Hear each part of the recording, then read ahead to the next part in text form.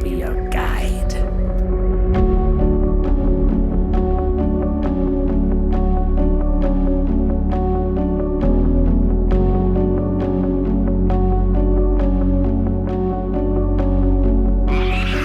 Hayao Miyazaki might be one of the greatest living filmmakers in any genre, so it is always a treat to be able to see a new release in the cinemas. The Boy and the Heron is a story about a young boy processing grief and using a fantasy world to come to terms with it.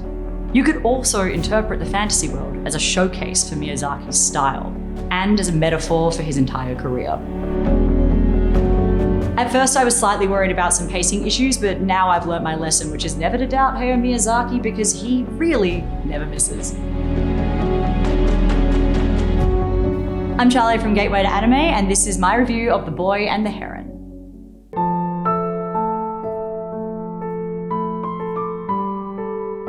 The Boy and the Heron tells the story of 12-year-old Mahito, who struggles to settle into a new town after his mother's death.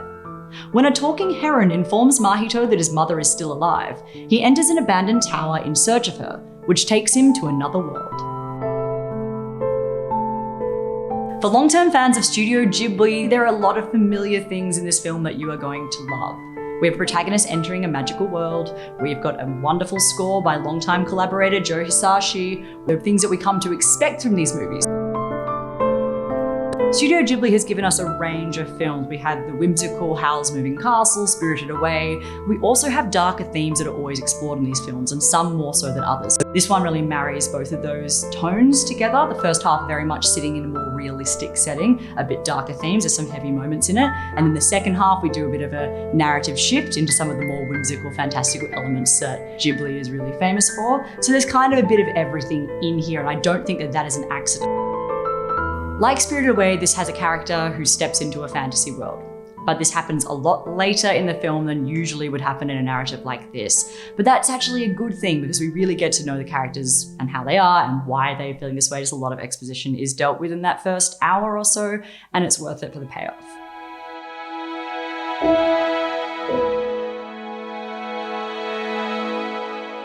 One thing I liked about the portrayal of Mahito in this film was that it really went there. It really explored the levels of grief and the silence that this poor child is suffering. There's some quite intense moments at the start of this film, and it is quite ugly, and they're not afraid to show that side of grief, which I think a lot of films, particularly animated, don't really get the nuance in that. And this one, it's quite staggering how they managed to get that across, particularly in the first half of this film.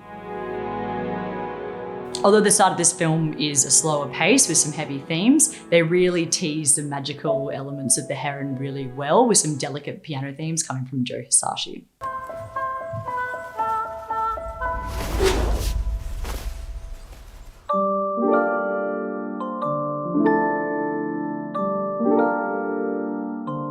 People often use birds to symbolize freedom or beauty.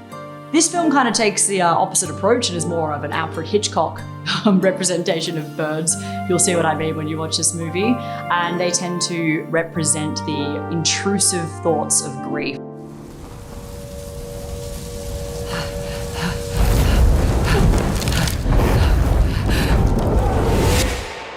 The flashbacks to Mahito's mother and the fire are quite incredible with the smear animation. It is truly breathtaking.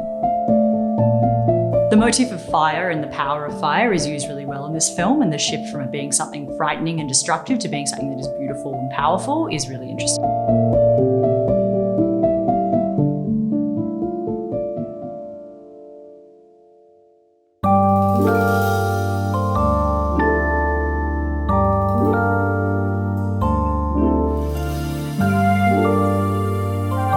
The imagery and imagination that comes with the Hayao Miyazaki film is unparalleled, and this one is no exception. It is gorgeous, it is imaginative, it is everything you would want to see in a Ghibli film, and it feels a little self-referential. There are certain landscapes in here that really throw back to other films. So there's a moment where it looks like we're in Howl's cottage, or there are just kind of little tidbits here that are kind of clearly inspired and feel deliberately self-referential.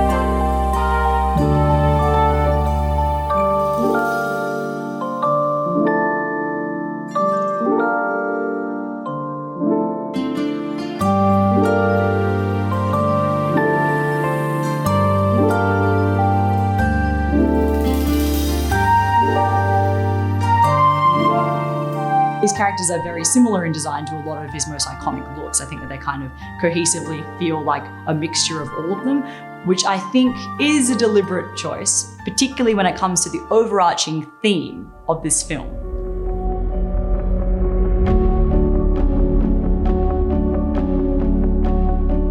The Boy and the Heron is a story about a young boy processing grief and using a fantasy world to come to terms with it. You could also interpret the fantasy world as a showcase for Miyazaki's style and as a metaphor for his entire career.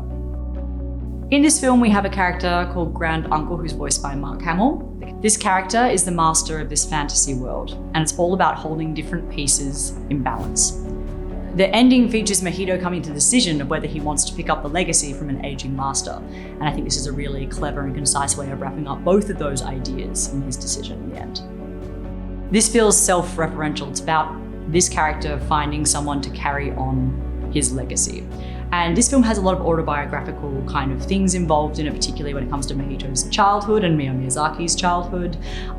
For example, the character's father in this also runs an airplane factory, which is what to make parts for World War II, which is what Hayao Miyazaki's father also did. This is what makes it so special about seeing all these visual tributes to his past work, because they reinforce the themes of his legacy. When I first finished this movie and the credits were rolling, I kind of had a mixed feeling about it. I went, I don't know if this is in my top 5 or, for Ghibli. I didn't know. And then as I left the cinema, literally minutes after, and started to debrief what I'd actually had seen and some of the more powerful moments towards the ending of the film, in particular, the conversations with Mahito and the master, I started realizing what I think that the film was trying to say. And now it's been with me for days. And I honestly think that it's one of those films that really stay with you. And there's so much to unpack there. My own reading on this is kind of beautiful, generous idea of having your own kind of empire, or own artistic, legacy. This is a master of cinema. This is someone who's one of the greats, who is aging. And the idea of kind of passing on to a new generation, but not to continue just building the blocks that you have set up, but doing your own thing entirely. Or just, letting it all burn down and starting again. Hayao Miyazaki has often talked about retiring, with lots of his films being touted as his final. This one is another one where people were speculating this would be his final film. However, he has not confirmed that, and there are other sources that have claimed that he is currently working on new ideas for his next film. So this might not be the swan song that we all thought it was. If that is the case, then I think that this would be quite a magical place to end off, particularly with the themes that are running through this film and the ending. I think it would be quite poignant if that were the case. You see this world? There's more work to be done. Studio Ghibli have been known to pull out all the stops in securing their English voiceover dub cast, and this movie is no exception. We have a completely star-studded cast, including Christian Bale, Florence Pugh, Robert Pattinson, Willem Dafoe, and so many more, which I'll get into later. I think that the reason they do this is because they know that these films are going to be accessible for a lot of other people who might not be used to watching anime with subtitles. I personally often prefer to watch anime with subtitles, but for this review, I will be talking about the dub, because I think that Gateway to Anime, our channel, talks about kind of getting into anime, and the Studio Ghibli dubs are famously good. A lot of strange things happen in this place. I just hope he stays safe. The English voice cast did a fantastic job, and despite having some very famous voices in there, it didn't break the immersion for me, which is a fantastic thing, and always a bit of a risk when you're dealing with very famous actors. The amount of effort and love that some of these actors have shown towards this film, you can tell that they are all most likely fans of the medium and of the director. So that just goes to show the star power that Hayao Miyazaki has. Save me, Mahito! What exactly are you? Robert Pattinson plays the Heron, and I think he is a bit of a scene stealer. You would not know that that was him voicing it. You can tell he did a lot of character work on this, and he really committed to the role. Dear mother, she's awaiting your rescue. I'll be your guide. There's a lot of range required for this role. The Grey Heron has to be sinister, yet it also has to be comedic, desperate, a bunch of things. And I think Robert Pattinson really does nail that, and it is a tough role. He's altered his voice so much that it sounds like Willem Dafoe's Green Goblin, or very much inspired from that. What What exactly are you? Which is interesting because Willem Dafoe is also in this movie as a noble pelican. Quite a beautiful moment in the film, one of my favorite scenes in the film, actually. I know it's a lie, but I have to see. I'm looking for someone. Our protagonist, Mahito, is voiced by Luca Padovan, who is a child actor who is giving a fantastic performance. I think really nails the pathos and honestly, the quite intense emotional range of this character who is going through grief. There's a lot to handle there. It's very emotional, it's very subdued, it's a very layered performance, and I think he does a fantastic job. Mahito is a very introverted and subdued character, particularly at the start of this film, and it leaves room for the other characters to be larger than life in that true Hayao Miyazaki style. One of the more wildcard casting choices was Dave Bautista as one of my favorite characters in the film. We must protect this world ourselves. Rounding out this Hollywood A-list voice cast, we've got Christian Bale, Gemma Chan, Mark Hamill, Karen Fukuhara, and Florence Pugh, and they all do an incredible job.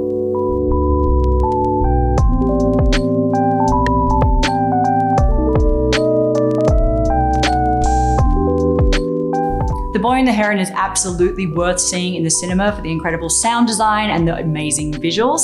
If you do want to bring along some friends who aren't so used to watching anime, the English voice dub cast do a fantastic job and the film is still fantastic. Studio Ghibli is the ultimate gateway anime. I think that you could watch any of the movies and have a great time. You could walk into the cinema right now and watch this having never seen anything and get a lot out of it. However, I will say I think that this movie is really one for the fans, because I think if you've seen all of his stuff, you'll get a much greater understanding.